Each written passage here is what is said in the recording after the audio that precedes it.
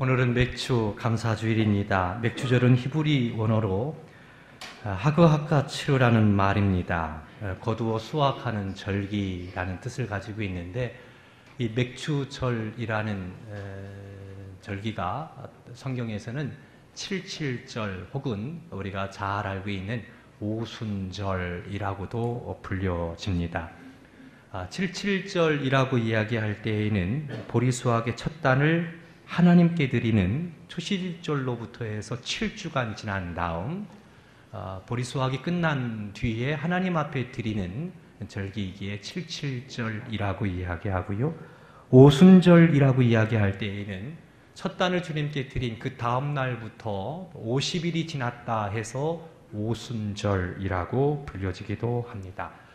우리나라에서는 쌀농사를 마친 다음에 수확한 후 추수감사절을 지키고 또 보리수확한 뒤에 맥주감사절을 지키고 있습니다. 특별히 의미가 있는 것은 7월 1일, 7월 첫째 주 어떻습니까?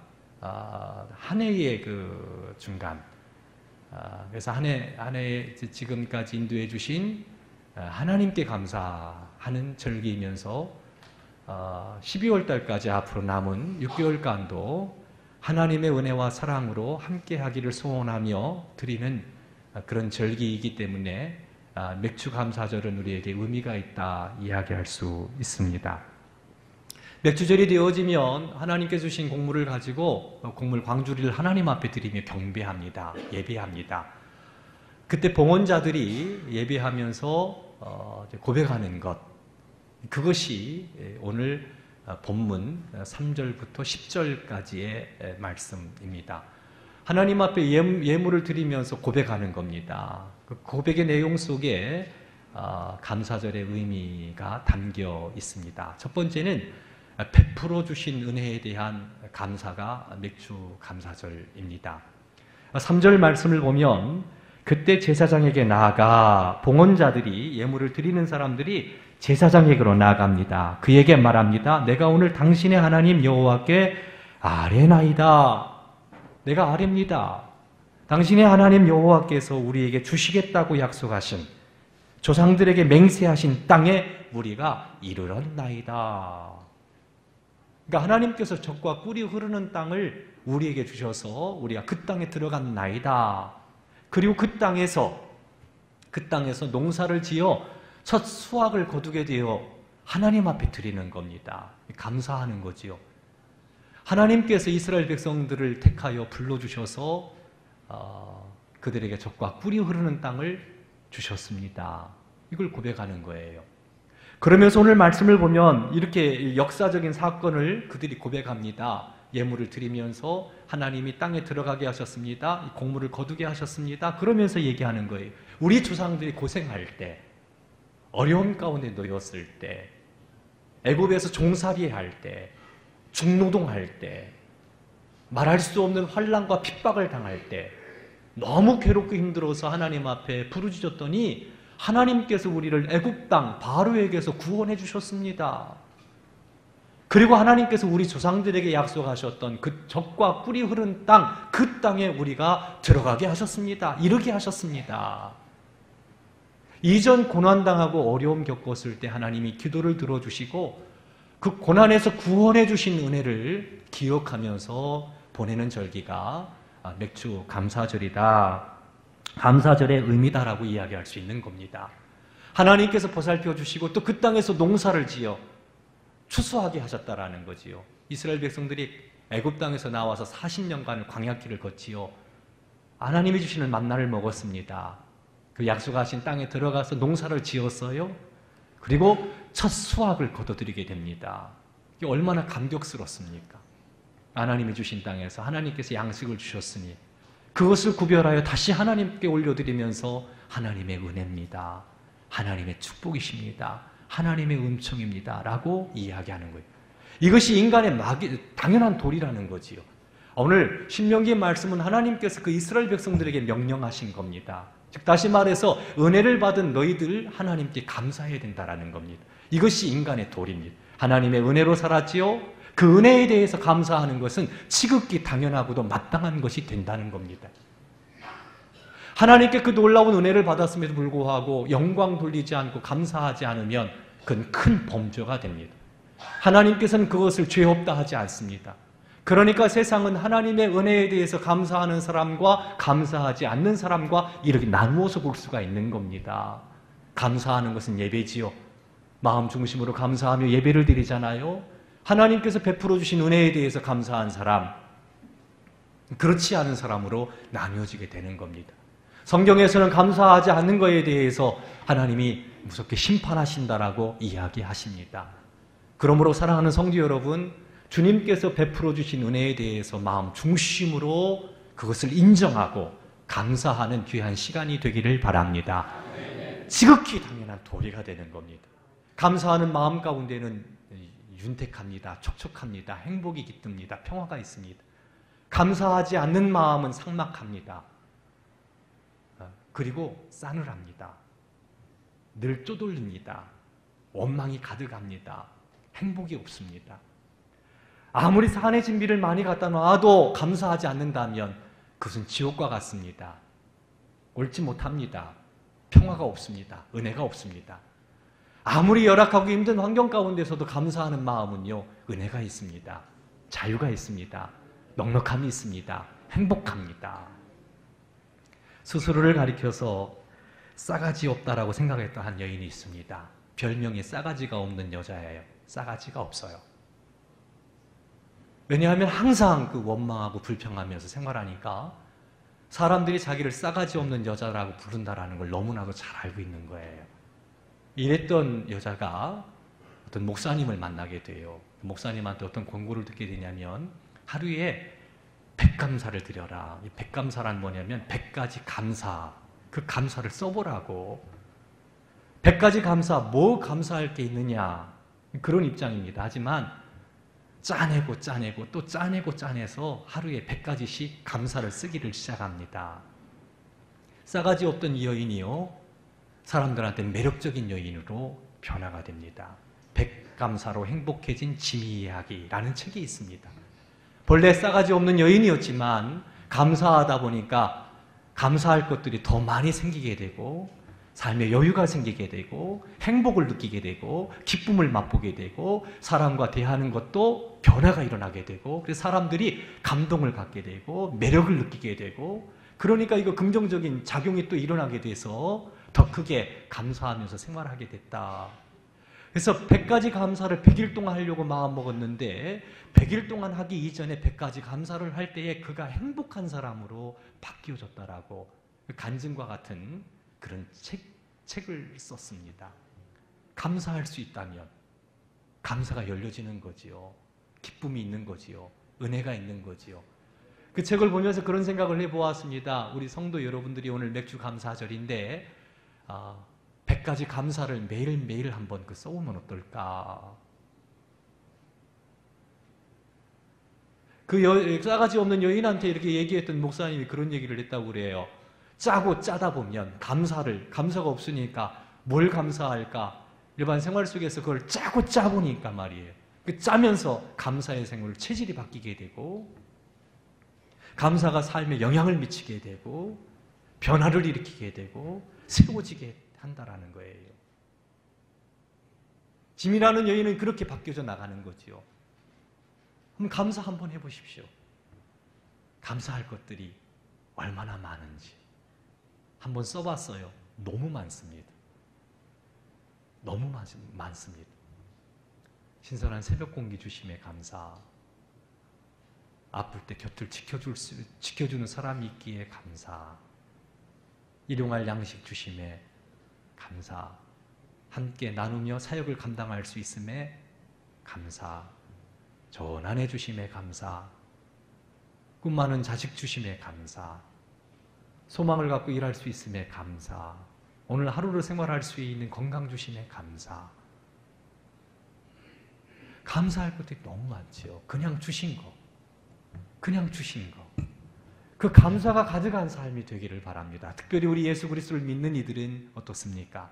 하나님이 택하셔서 구원해 주신 은혜에 감사, 성령을 주셔서 도와주시니 감사, 천국을 약속해 주시니 감사, 기도를 응답해 주시니 감사, 선한 목자가 되시니 감사.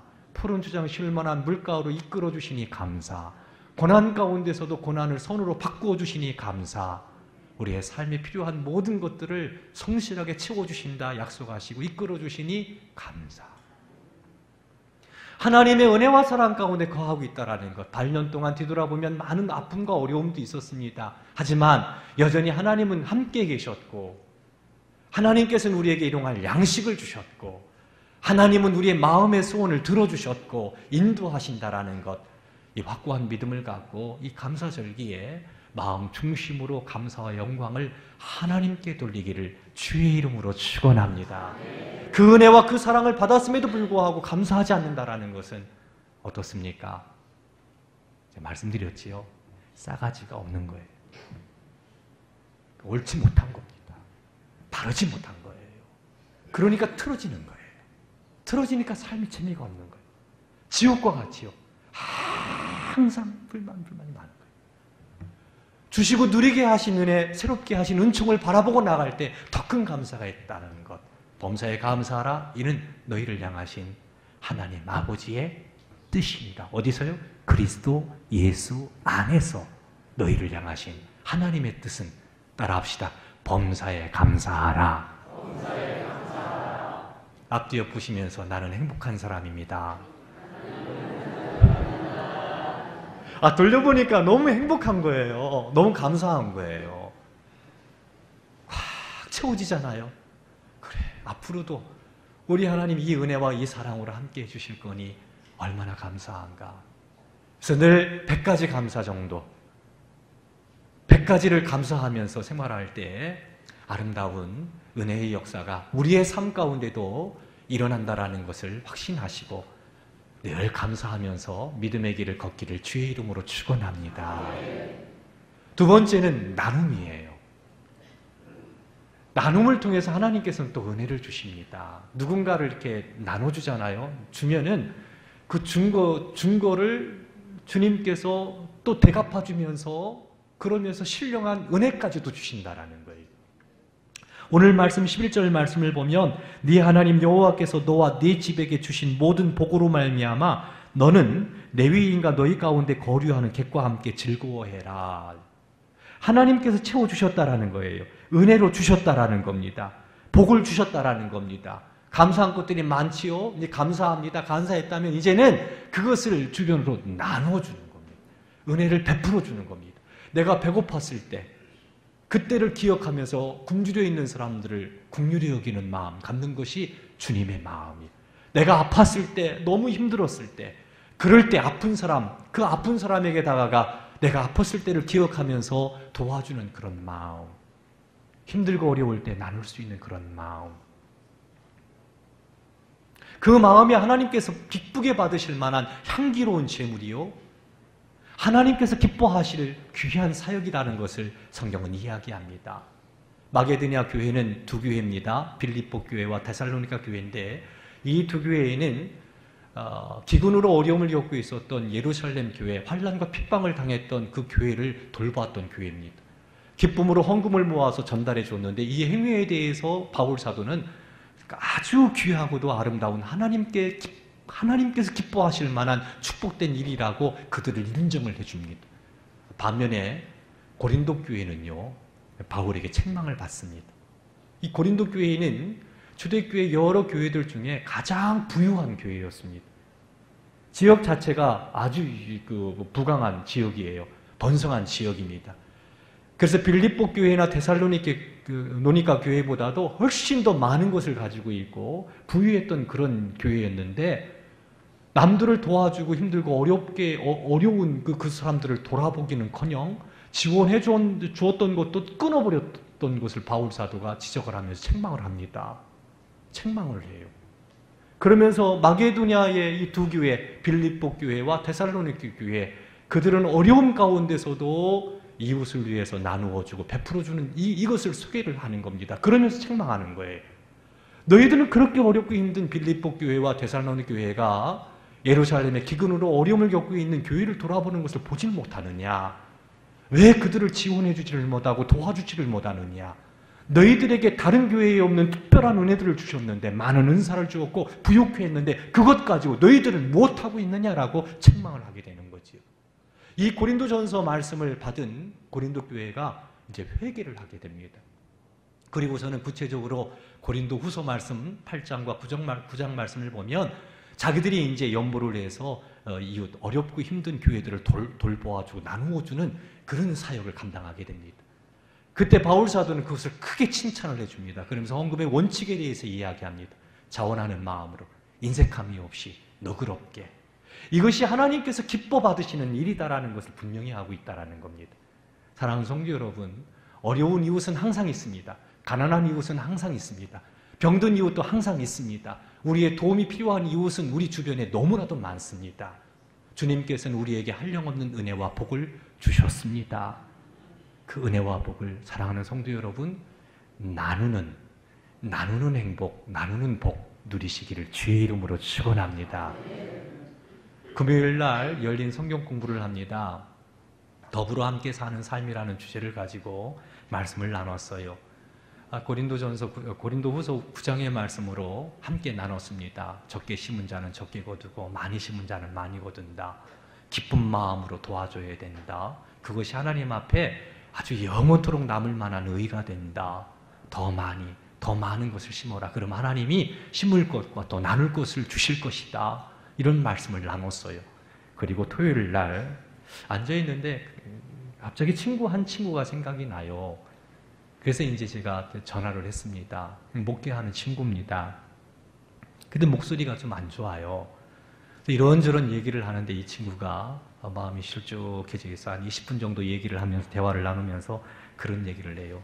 사실은 교회가 이렇게 허물어져 가지고 교회 건물 한 축이 허물어져 가지고 이걸 고치기 위해서 돈을 모았는데 견적을 내봤더니 돈이 좀 부족하더라는 거예요. 자재비만 해도 좀 부족하다라는 거예요.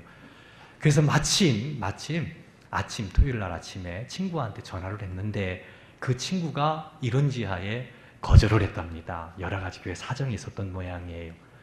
거절을 당하니까 그 사정, 친구의 사정을 알면서도 마음이 무척 안 좋은 상태에서 이렇게 앉아있는데 갑자기 저한테 전화가 온 거예요.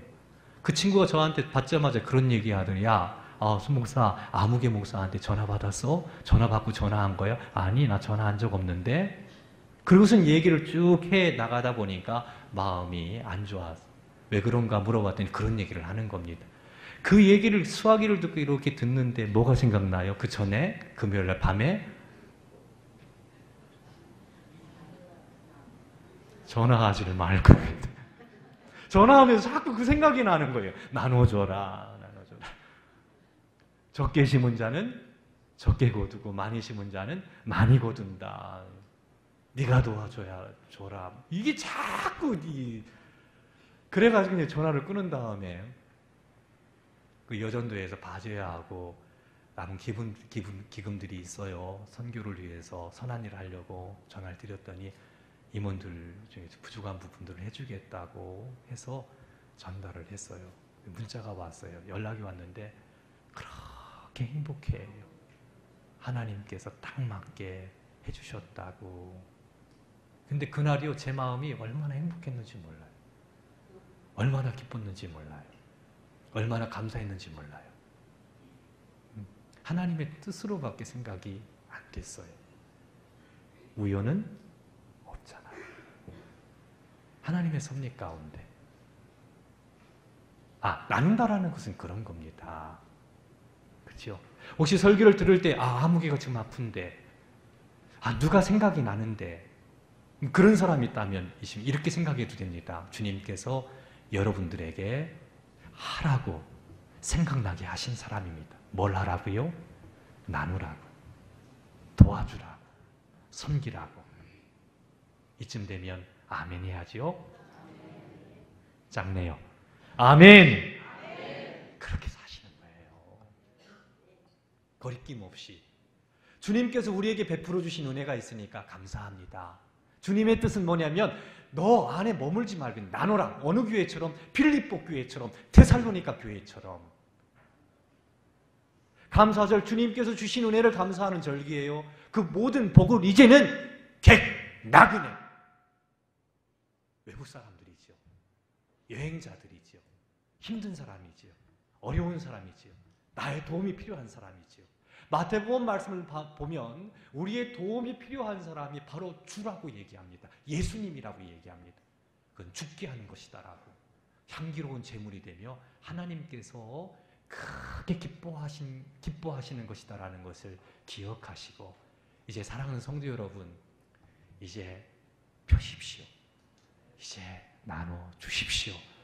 하나님께서 여러분들에게 신령한 은혜를 주시고 또 심을 것과 나눌 것을 더 주시며 여러분들의 의가 영원토록 남는다라는 것을 기억하시고 하나님 앞에 부요한 사람 되기를 주님의 이름으로 축원합니다. 세 번째는 다가올 영광의 나라에 대한 소망을 좀 품어야 된다. 그러면서 감사하는 절기가 되어야 됩니다. 26장, 오늘 신명기 26장 말씀은요, 아직 젖과 꿀이 흐르는 땅에 들어간 것이 아닙니다. 이 말씀은 하나님께서 그 땅을 너희에게 주실 텐데, 이런 말씀이에요. 그 땅을 주실 텐데. 지금 그들은 아주 척박한 땅에 있습니다. 그런데 하나님의 말씀을 받고 새로운 땅에 대한 이야기를 듣게 되는 거지요. 그 땅은 비옥한 땅입니다. 젖과 꿀이 흐르는 땅입니다. 축복된 땅입니다. 아직 그 땅에 들어가지는 못했어요. 하지만 약속을 믿는 겁니다. 약속을 믿고 그 땅에 들어가서 하나님이 채워주실 것, 그것 가지고 하나님께 감사하고 이웃과 함께 나누라는 거죠. 이 명령을 주신 겁니다. 우리에게도 그 땅이 있습니다. 영광의 땅, 영광의 나라. 이 세상에 살지만 주님께서 약속하셨어요. 은혜의 나라. 은혜의 나라. 하나님의 은혜로 충만한 나라. 거긴 장애가 없어요. 거긴 병이 없어요. 가난이 없어요. 어둠이 없어요. 빛 대신 하나님의 영광으로 가득한 나라. 그 나라를 우리에게 유산으로 주시겠다라고 약속하셨습니다. 이 땅에서 신앙생활하고 있는 이들에게 바울 사도는 성경에서 분명히 이야기합니다. 그 영광의 나라를 소망 삼으라고. 그 영광의 나라에 대한 기대를 가지라고. 우리들에게 약속하신 그 영광의 나라를 바라보면서 오늘 감사하라고. 그 나라를 반드시 주시겠다라고. 그 나라를 주시겠다고 이야기하면서 보증으로 주신 것이 뭐냐면 성령이십니다. 성령을 주셔서 그 나라 맛을 보게 하시는 거죠. 그 나라의 주인 된다라는 것을 인정해 주신 겁니다. 분명하게 하신 겁니다. 우리에게는 젖과 꿀이 흐르는 땅보다도 훨씬 좋은 오는 세상이 있다라는 것을 기억하시기를 바랍니다. 마지막 때가 있습니다. 심판받는 때가 있습니다. 하나님 앞에 심판받은 때가 있는데 예수 그리스도를 믿는 저와 우리 성도 여러분들이 그 심판이 아니라 주님께서 약속하신 영광의 나라, 천국이 있다라는 것을 기억하시고 오늘 신실하게 믿음 안에서 천국을 바라보며 신앙생활하기를 주의 이름으로 축원합니다. 때로 힘들고요, 때로 어려워도요, 때로 가난하고 때로 아프고 모든 것들이 틀어지는 그런 상황 가운데 있다 할지라도 주님께서 나를 위해서 예비해 주신 그 나라가 있다라는 거 우리의 눈이 열려져서 보기를 바랍니다. 그 나라를 바라보면서 나누면서 감사하면서 성실하게 하나님의 사람으로 믿음의 길을 걸어갈 수 있는 우리 성도 여러분들 되시기를 주님의 이름으로 축원합니다. 사랑과 은혜가 많으신 하나님 아버지, 돌아보면 하나님께서 우리에게 주신 것들이 너무나도 많습니다. 빈몸으로 왔다 빈몸으로 가는 인생, 주님께서 채워주셔서 누리게 하시고 마시게 하시고 먹게 하시고 행복과 기쁨과 평화를 맛보며 살아갈 수 있도록 은혜를 베풀어 주셨는데 감사하지 않고 도리어 원망하며 불평하며 광야에서 만나 주신 하나님께 대하여 그 만나가 박한 식물이라고 남편을 대할 때, 자녀를 대할 때, 교회를 대할 때, 그리고 일터에서 하나님이 주신 것을 원망하며 불평하며 지냈던 우리의 죄가 있음을 주님께 고백합니다. 하나님, 그와 같은 죄들은 마음의 행복을 빼앗아가 버리며 우리의 영혼을 쪼들리게 하고 피폐하게 만들고 우리의 심령을 상하게 하고 있다는 것 또한 우리가 부인할 수가 없습니다. 오늘 주신 말씀 가슴속에 새기고 범사에 감사함으로 영광 돌리게 하여 주시옵소서. 하나님이 주신 것들에 대하여 감사하며 영광 돌릴 때 아버지 기쁨이 가득하게 하시고 하늘 은혜가 넘치게 하시고 행복과 평화가 넘치도록 은총을 더하여 주시옵소서. 인자를 더하사 어렵고 힘든 이웃을 돌아보며 영광의 나라를 바라보고 나가는 우리의 삶이 되도록 주장하여 주시옵소서. 여기 사랑하는 주의 자녀들 감사함으로 감사의 기적을 체험할 수 있도록 축복해 주시옵소서. 예수님의 이름으로 기도드리옵나이다. 아멘.